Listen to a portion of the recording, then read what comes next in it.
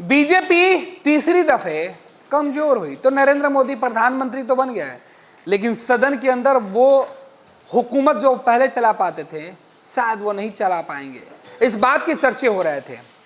लेकिन पीएम मोदी जब संसद के अंदर अपना बहुमत, अपना ताकत दिखाना जब उनको मौका मिला, संसद के विशेष सत्र को बुलाकर उसमें राष्ट्रपति के अभिभाषण में ही यह ऐलान हो गया था कि इमरजेंसी के मुद्दे पर कांग्रेस को बीजेपी और नरेंद्र मोदी रुला देगी। शुरुआत हुआ तो हंगामा इमरजेंसी के सवाल पर उठ गया। किसी तरीके से जो विशेष सत्र था वो तो इमरजेंसी के नाम पर कांग्रेस को मुसीबत में डाल के बीत गया। लेकिन अब बजट सत्र की शुरुआत हो रही है और उसके ठीक पहले नरेंद्र मोदी, अमित शाह ने संसद में अपने आप को कमजोर होने के बावजूद कांग्रेस को और ज्यादा कमजोर करने की साजिश रच दी है।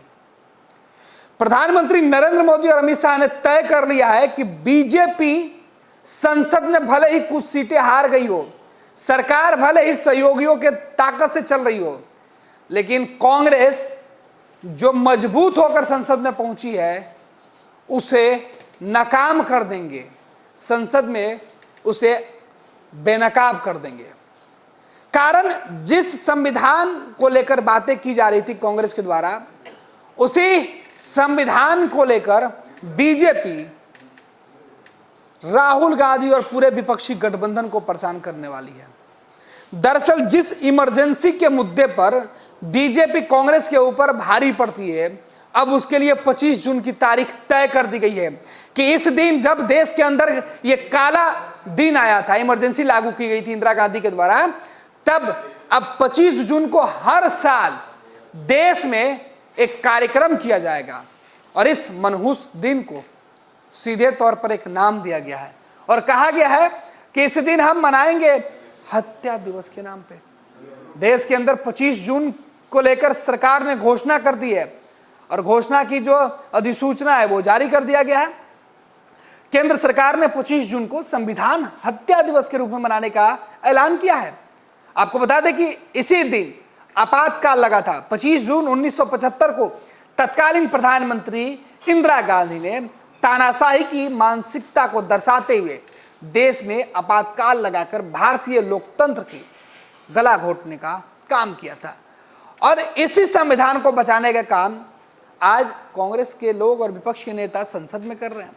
और इसी वजह से संसद में जिस तरीके से राहुल गांधी और तमाम विपक्ष के नेता संविधान की कॉपियां लेकर पहुंचते हैं, संविधान की किताब दिखाकर नरेंद्र मोदी को मुंह छिड़ाने का काम कर रहे थे, अब इसी संविधान की दुहाई देकर सीधे तौर पर नरेंद्र मोदी, अमित शाह, राहुल गांधी और पूरे विपक्ष के गठबंधन की बोलती बंद करने का प्लान कर चुके हैं।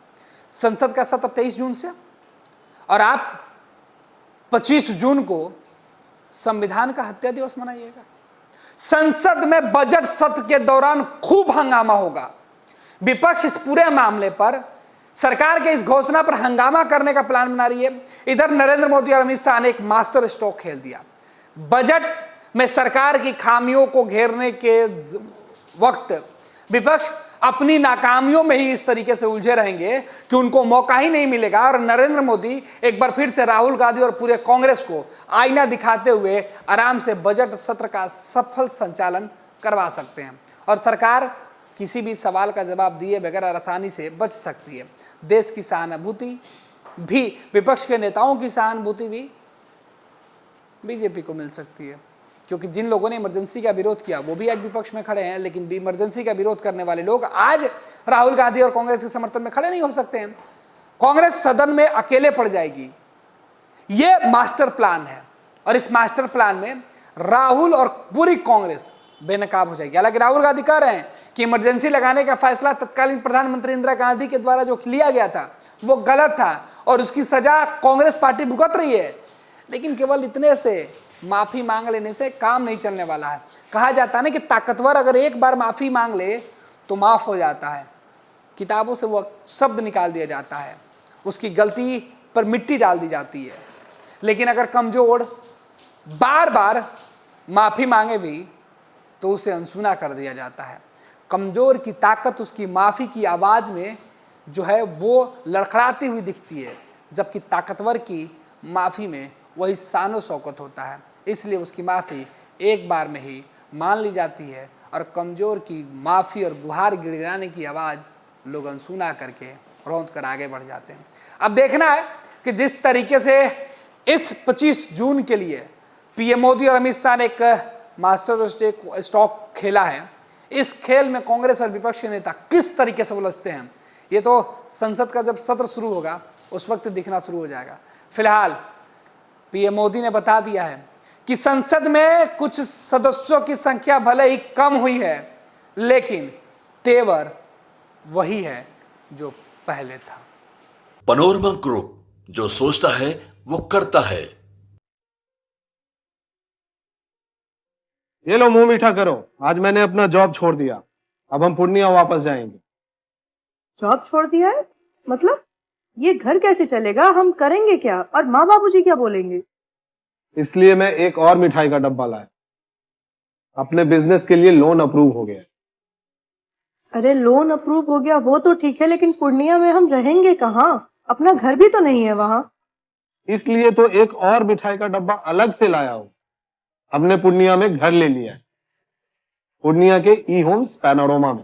पूर्णिया में पैनोरमा ग्रुप लेकर आए हैं ई होम्स पैनोरमा, बड़ा घर, आलीशान जिंदगी और अत्याधुनिक सुविधाओं के संग। अरे अरे, अब क्यों मुंह मीठा करवा रही हो? क्योंकि हम घर वापसी जो कर रहे हैं। घर वापसी की खुशी पूर्णिया में ई होम्स पैनोरमा के संग। ई homes panorama, luxurious lifestyle redefined.